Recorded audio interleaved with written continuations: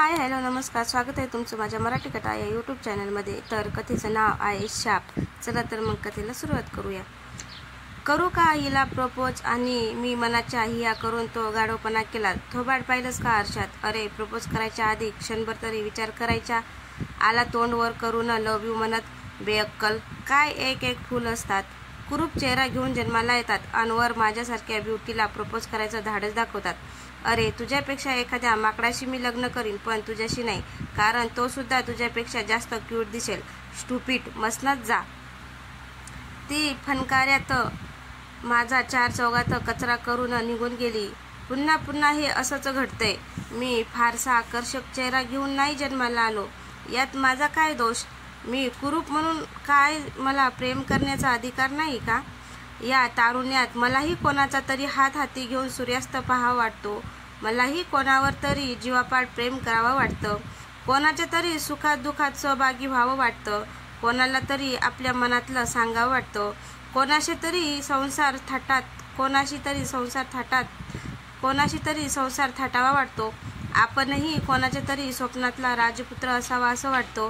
राजपुत्र थोडा दिसायला डावा असले तर चालतो का हो? पण हे सारं माझ्या नशिबी नाही, हेच खरं आहे। आजच्या अपमानानं तर मी उद्ध्वस्त झालोय। गेले वर्षभर ती माझ्या सोबत होती। माझ्या तुटपुंजा कमाईचा मोठा लचका मीच तोडून तिच्या एका स्माईलसाठी बहाल करायचो। तिला सुख पाहिजे होतं, पण नातं नको होतं। पण आज सगळं संपलंय। अशा मानहानीपेक्षा मेलेलं बरं। खरंच या कुरूप जगण्याला मी विटलोय। ते एक आड बाजूचं गेट नसलेले रेल्वे क्रॉसिंग होते। समोरून एक रेल्वे सापासारखी सळसळत येताना दिसली वेगाने। काही क्षणाचाच प्रश्न होतो, मी ह्या कुरूप देहाचं अस्तित्व संपवणार होतो। दोन्ही हात पसरून मी रुळाच्या मध्यभागी ताठ उभा राहिलो, समोरून येणाऱ्या सळसळत्या मृत्यूला कवेत घेण्यासाठी। पण ऐनवेळी माझ्या गचांडीला धरून कोणीतरी मागे खेचले। तो एक पांढरे धोतर, पांढरी बंडी घातलेला म्हातारा खेडूत होता। त्याची दाढी आणि केस पण पांढरेच होते। मायला, जवानीत मराया काय झालंय? फाडकन माझ्या मुस्काडीत मारून त्याने विचारले, मला नाही हे असलं जगणं जगायचं का? काय रोगराई हाय? उपाशी मरतो की काय? लुळा पांगळा हायस? काय धाड भरली तुला? बोलता बोलता त्याने मला जवळच्या पिंपळाच्या झाडाखाली नेऊन बसवले। पिवळ्या पडलेल्या प्लास्टिकच्या बाटलीतला पाण्याचा घुटका पाजवला। मला थोडं बरे वाटले। हां, आता बोल, का मरायचं होतं? माहीत नाही मी कसा आणि किती वेळ मी त्या म्हाताऱ्याजवळ माझे मन मोकळे करत होतो, आणि तोही शांतपणे माझी व्यथा ऐकून घेत होता। खरं सांगू, तू एक गलती करतोयास। डोसक्यान करायचं विचार, काळजानं करतोयास। रंगरूप देव देतो, आपण माणसं त्याला चांगलं वांगळं करतो। तुम्हाला नाही माहिती, क्षणाक्षणाला मला हे जग झिडकारतंय, अपमान करतंय। जिंदगी हराम झाली माझी। मी अजूनही वैतागलेलोच होतो। हा लय वैतागू नगस। काय की तुला देण्याजोगा एक वरदान हाय माझ्याजवळ। बोल, देऊ का तुला? म्हाताऱ्याने थोड्या खालच्या आवाजात विचारले। वरदान? हां बोल, तुला काय पाहिजे? मला सुंदर करा, तुझ्या रंगरूपात बदल म्हणजे देवाची बेअदबी होईल। दुसरं काय तर माग। मग मला असा वर द्या की मी पाहणाऱ्या पोरींना मी सुंदर दिसावं। हे आकृत मागणं हाय काय? पैसा अडका जामील जुमला मागून घे। बघा म्हातारे बाबा, देणार असाल तर बघणाऱ्या तरुणींना मी सुंदर दिसावं हा वर द्या। नसता तुम्हाला तुमचा मार्ग मोकळा,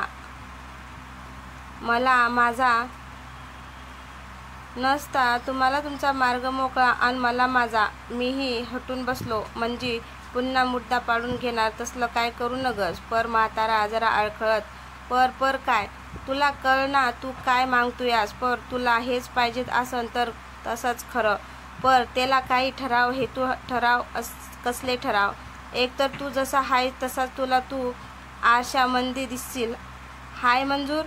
हां हाय मंजूर। दुसरं, तू बाकीच्यांना म्हणजे जवान पोरींना मात्र सुंदर दिसशील, त्यांना तू असली रूप दिसणार नाही, हाय मंजूर? हो हेच तर मला पाहिजेत, मंजूर। मग काय म्हणतात ते तथास्तु, जावा आता, आनंदामंदी राहावा. म्हातारा बघता बघता समोरच्या रस्त्याला लागला आणि झपाझपा पावलं उचलत नजरेआड झाला. तरी मी बराच वेळ तो गेलेल्या दिशेला पाहत राहिलो. खरंच तो मला हवा असलेला वर देऊन गेलाय की काय? हाय जानू. समोर एक अल्ट्रा मॉडर्न मॉडेल उभं होतं. आयटम कोण? मी. हा तूच. मी अमृता. आणि तू? सुरेश. पण आपण कधी भेटलो नाहीत. आपली ओळख पण आत्तापर्यंत भेटलो नाहीत, पण यापुढे भेटत राहणार आहोत. म्हणजे अबे, फार भाव खाऊ नकोस. इतके दिवस कुठे होतास? तुझ्यासारखा पार्टनर मी जायगोटमध्ये होते तेव्हापासून शोधते. जायगोट म्हणजे अंड्यात. याहू, म्हणजे हेला मी इतका सुंदर दिसतोय तर? म्हणजे म्हातारे बाबा खरंच वरदान देऊन गेलाय. जिओ यार. अमृता क्यूट. तू काय करतेस? मी मायबापाचा पैसा उडवते. त्यातला एक मार्ग म्हणून कॉलेजला जाते. रात्री डेटिंगला येणार. पबमध्ये जाऊ. हे जरा अति होणार पहिल्याच भेटीत डेटिंग. सॉरी यार, मी एकदम कडका आहे.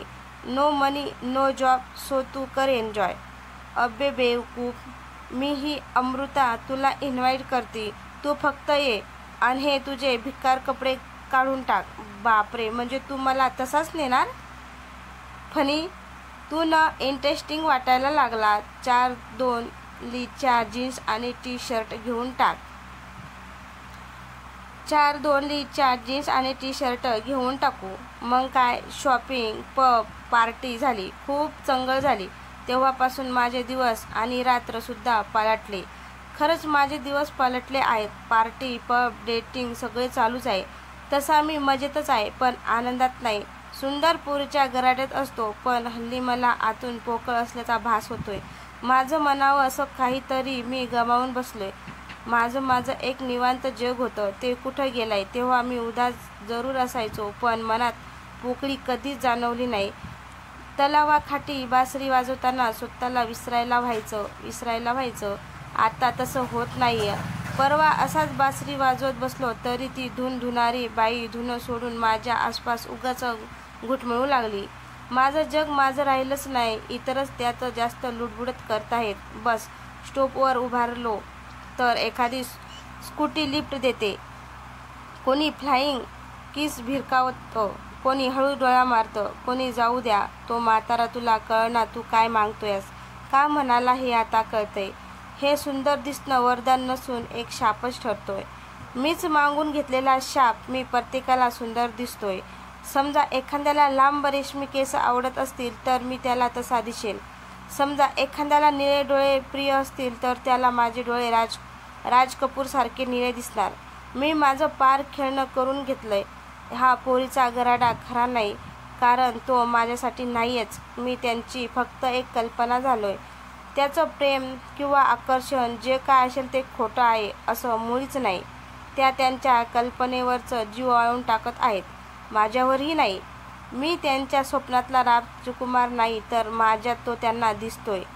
उलट मीच त्यांना फसवतो असं गिल्टी फिलिंग येतंय. मी काय गमावलं हे आता माझ्या लक्षात येतंय.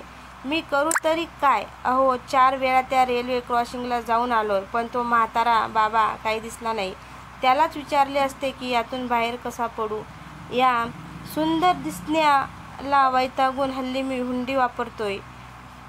त्याची कॅप नाकापर्यंत ओढून मगच बाहेर पडतो. माझ्या घरापासून जवळच एक छान तळ आहे. त्यांच्यात काही बदक फिरत असतात.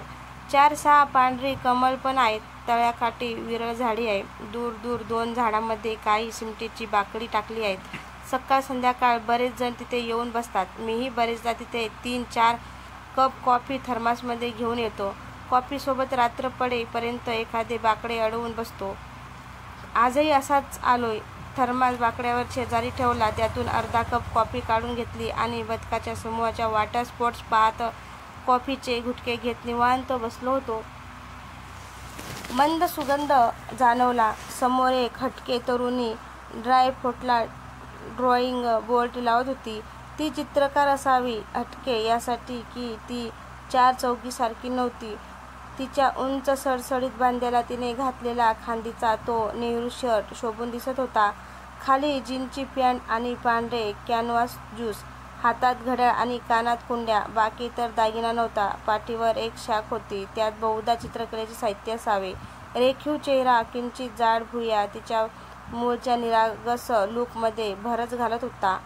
केसाची पोनीटेल ओंजळभर गार पाण्याच्या हबक्याशिवाय तिने कुठेही मेकअप केला नसावा. ती तल्लीन होऊन पेंटिंग करत होती.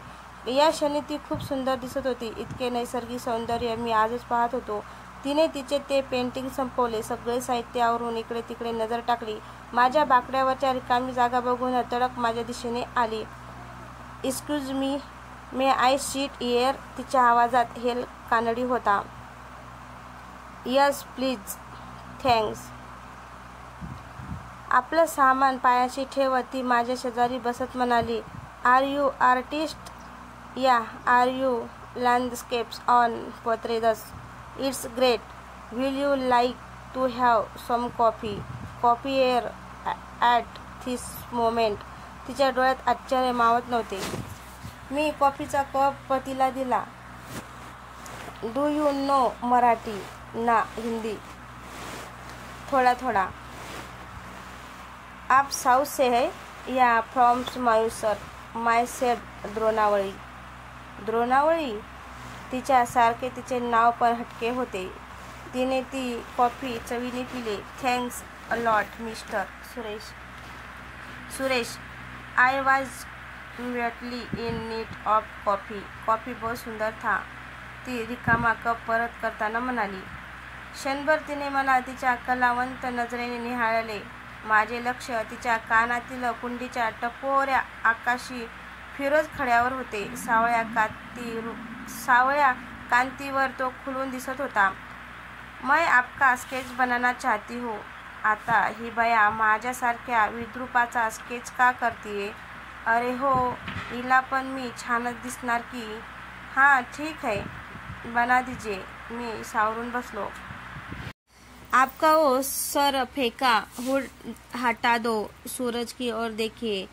का के फेस पे लाईट आहे. साधारण 15-20 मिनिटे ती तिच्या छोट्या पॅडवर पेन्सिलने केच करत होती.